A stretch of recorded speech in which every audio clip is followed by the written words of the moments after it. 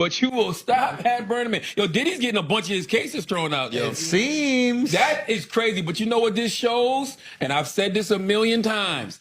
Those lawyers don't give a fuck about anything but money. And they're really not trying to win these cases. They're trying to shake down people for the bread. Now, yeah, go on. So this is the gig. This is the jig. I've been saying it for years. The lawyer will reach out to your team. The lawyer will say, hey, this person is about to make these accusations, but they won't make these accusations if you just settle X, Y, and Z, if you just give us this bread. Mm-hmm. Literally, that's it. If you don't give the bread, that's when the press conferences come. That's when they go to the press, blah, blah, blah, and they think they can shake you down in that way. Diddy has had, how many cases has he gotten thrown out of? Drake walked out at his recent show in Australia with a sweater on that had bullet holes in it and smoke coming out the back. I hated that shit so much.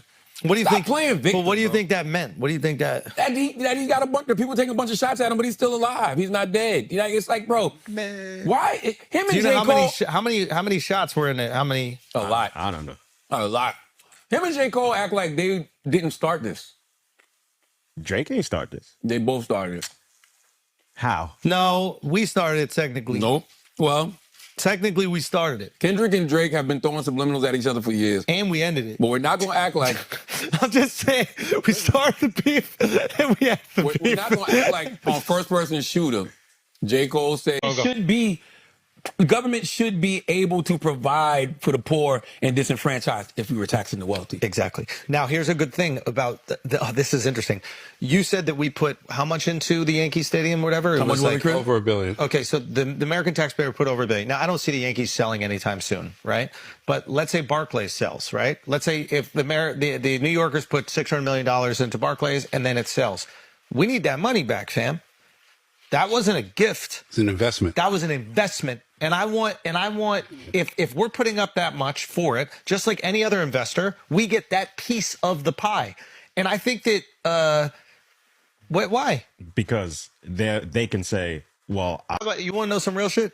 If Bernie was at least the nominee, the way, even if he lost to Trump, which he might have lost to Trump is like an incredibly like engaging personality, and usually the person with more charm is going to win.